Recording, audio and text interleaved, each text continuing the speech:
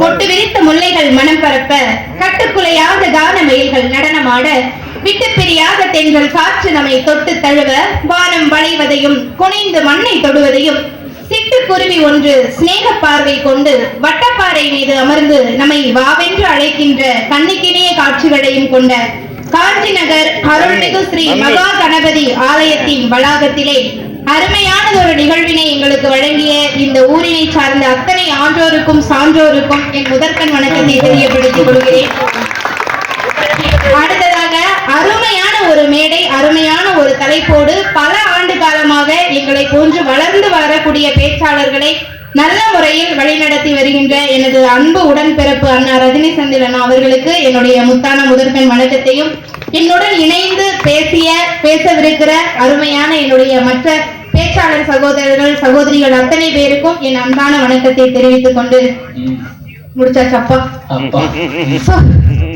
ஏன்னா நீங்க நல்லா இருக்கணும், நாடு முன்னேற, இந்த நாட்டில் உள்ள பேச்சாளர்கள் வாழ்வு முன்னேற.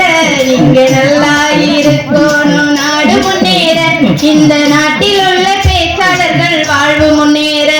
என்றும் நல்லவங்க எல்லாரும் உங்க பின்னாலே, நீங்க எண்ணியது எல்லாமே நல்லதா நடக்கணும், நினைச்சதெல்லாம் நடக்கணும்னா. ஏன்னா எதுக்காக நடுவரை இப்படி புகழ்ந்தோம்னாக்கா, எந்த நிகழ்ச்சிக்கு போனாலும் சரி, பட்டிமன்றம் அப்படின்னு போயிட்டோம்னா அவர் கையில இருக்கிறது, காதுல இருக்கிறது, கையில இருக்கிறது, கழுத்துல இருக்கிற செயின், கையில இருக்கிற மோதிரம் எல்லாத்தையும் வித்தாச்சும் நல்ல ஒரு பேமெண்ட கொடுத்து நாங்களும் சொத்து சேர்த்து வாழ்க்கையில செட்டில் ஆகணும்ன்ற ஒரு எண்ணத்துல பாசத்தோட கூட்டிட்டு போற நடுவர் அவரை புகழாம இருக்க முடியுமா? நான் தெரியாம தான் கேக்குறேன். இல்ல சரி விடுங்க, தெரிஞ்சே கேக்குறேன். புழுகலாம், அந்த புழுகு ஆகாச புழுகு புழுகலாம், இது கொண்ட புழுகு கொரோனா புழுகு மாதிரி வந்து பேசிட்டு போறாங்க. எதிரணியில இருக்கிறாங்க, ஒரு நியாயம் வேணாமா? நான் தெரியாம தான் கேக்குறேன். அந்த புழுகு ஆகாத புழுகு கேட்டு கொண்ட புழுகு கொரோனா புழுகு. கொரோனா தான் பணத்தோட அருமையை எல்லாருக்கும் கத்து கொடுத்துச்சுன்னா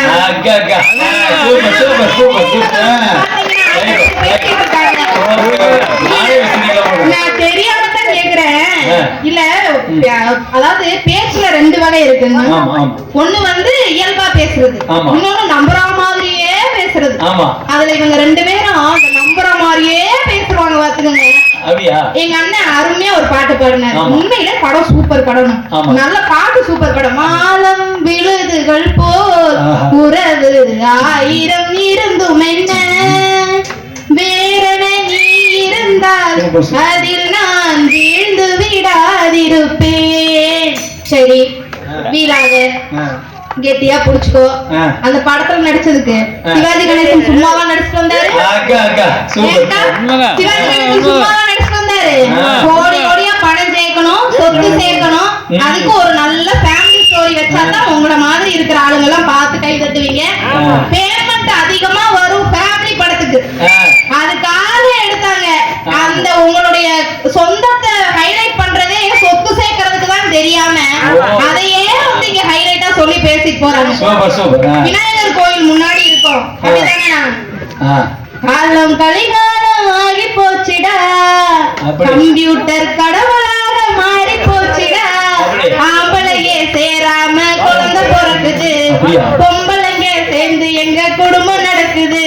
நீ தப்பு மட்டும் வச்சிருந்தா போதும், நீ தப்பு செஞ்சாலும் நியாயம். எங்க சொத்து இருக்கவே இன்னைக்கு என்ன தப்பு பண்ணாலும் நியாயம். அவனை குறை சொல்றதுக்கு யாராவது இருக்கிறாங்களா?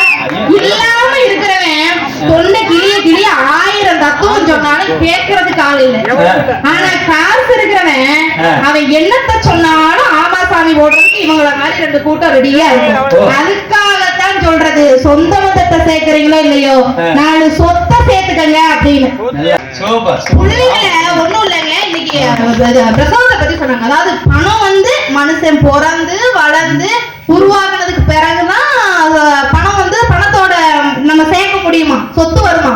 ஆனா சொந்த பந்தம் வந்து பிறந்த உடனே தாத்தா பாட்டி அம்மா அப்பா மாமா மச்சினே எல்லாம் வந்துருவாங்களாம்.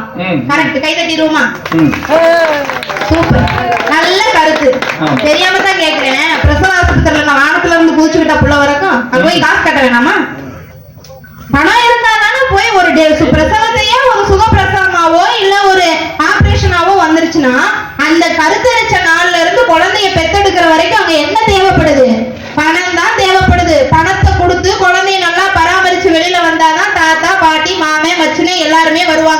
பணம் இல்லன்னா எல்லாருமே வந்துருவாங்க. நார்மல் டெலிவரிக்கு 1 லட்சம், நார்மல் டெலிவரிக்கு 1 லட்சம், 1 லட்சம், சிசேரியன் 3 லட்சம்.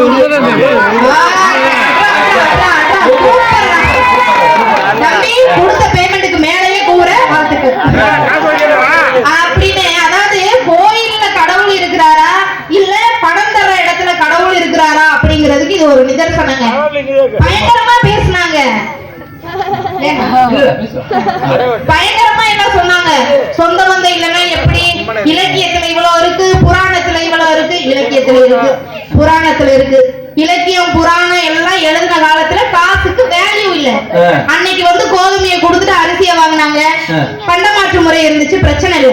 இன்னைக்கு மாங்குட்டி வெத்தமையிலே பொட்டக்குள்ள பிறந்ததுன்னு பொலிகாட்டில் குங்குயிலே தாய்மாமே சீர் சுமந்து வாராண்டி அவன் சித்தப்பாவை கூட ஊட்டிட்டு வாராண்டி நான் பாட்டு எழுதுனாங்க.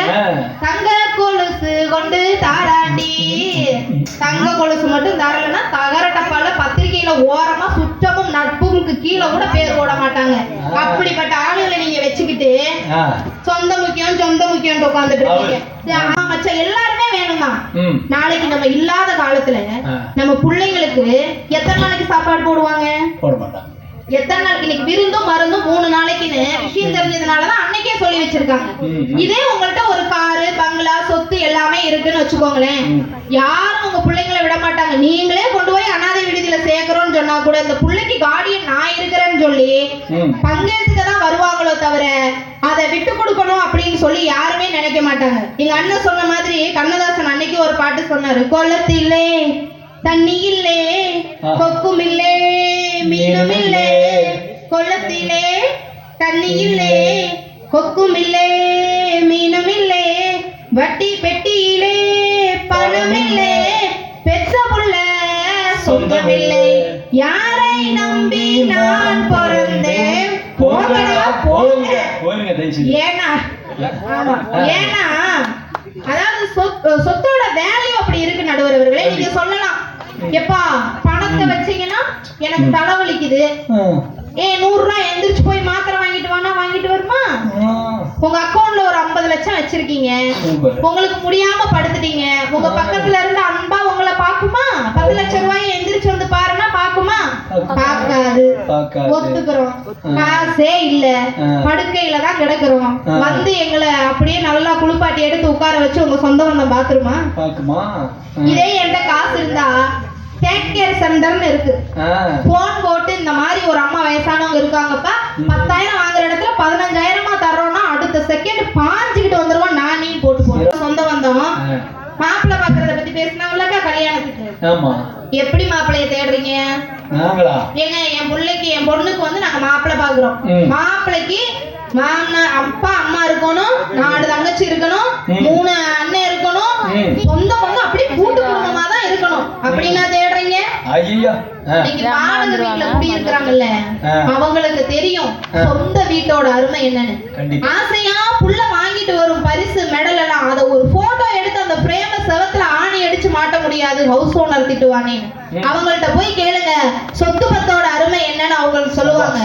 ஆஸ்பத்திரி வாசல்ல இன்னும் ஒரு 30,000 பணம் கட்டினாதான் அடுத்த நிலைமைக்கு ட்ரீட்மெண்ட் கொடுக்க முடியும்னு சொல்ற இடத்துல இருக்கிற மிடில் கிளாஸ் ஆத்மகன்ட்ட போய் கேளுங்க சொத்தோட முக்கியம் என்னன்றத சொல்லுவாங்க. எல்லாத்துக்கும் மேல தீபாவளி பொங்கல் ஒவ்வொரு நல்ல நாள் வரும்போதும் தன் மனைவி குழந்தை தன்னுடைய குடும்பத்தை சார்ந்த எல்லாருக்கும் 1 வாரத்துக்கு முன்னாடியே கந்து வட்டிக்காவது பணத்தை வாங்கி கொடுத்து ஜவுளி கடைக்கு அனுப்பிட்டு அந்த தீபாவளி போனஸ வாங்கிட்டு விடிய காலையில ஊருக்கு போனோம்னா நைட்டு 12 மணிக்கு சாத்திர கடையை போய் திறந்துட்டு ரெடிமேட்ல ஒரு பீஸோட சாண்டல் சட்டையை எடுத்துட்டு வந்து காலையில தன்னுடைய குடும்பத்துக்காக அந்த தீபாவளியில 10ஓட 11 நிக்கிற கஷ்டப்படுற எங்க ஆண்கள்கிட்ட கேட்டு பாருங்க சொத்தோட அருமை என்னன்னு அவங்க சொல்லுவாங்க.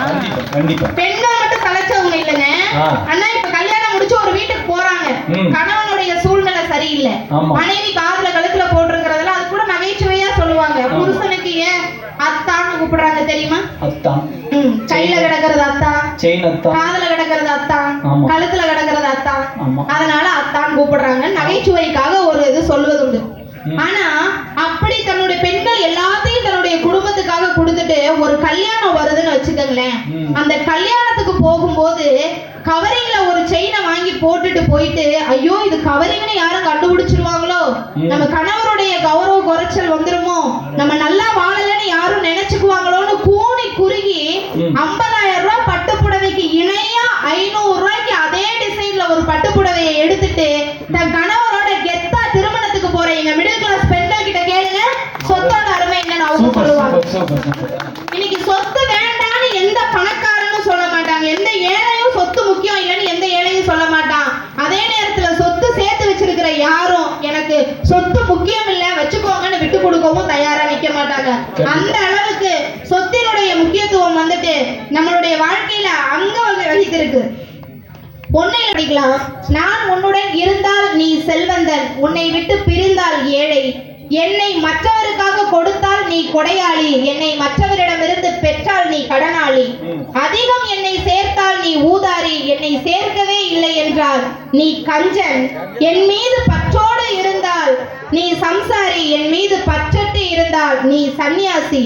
உன் சொந்தத்தின் தேவைக்காக நீ என்னை படைத்தாய், ஆனால் இன்று என் தேவை ஒன்று மட்டுமே உன் சொந்தமாக உள்ளது. சொந்தமாய் உனக்கு ஏதேனும் இருந்தால்தான் உன் சொந்தம் கூட உன்னை பின்தொடரும் என்று அருமையான வரிகளை கூறிக்கொண்டு, காசு கொடுத்து கடவுளை பார்த்து கடவுளுக்கும் காசு கொடுத்து கடைசியில கடவுள்கிட்டயே பேச வேண்டும் என்று வேண்டுபவன் தான் மனிதன். அந்த மனிதர்களை கொண்ட சொந்தங்கள் முன்னாடி நாம் ஜெயித்து காட்ட வேண்டும் என்றால் அதற்கு அடிப்படை ஆதாரமே சொத்துக்கள் தான், சொத்துக்கள் தான், சொத்துக்கள் தான் என்று கூறி வாய்ப்பளித்த உங்கள் அனைவருக்கும் நன்றி கூறி விடைபெறுகிறேன். நன்றி, வணக்கம்.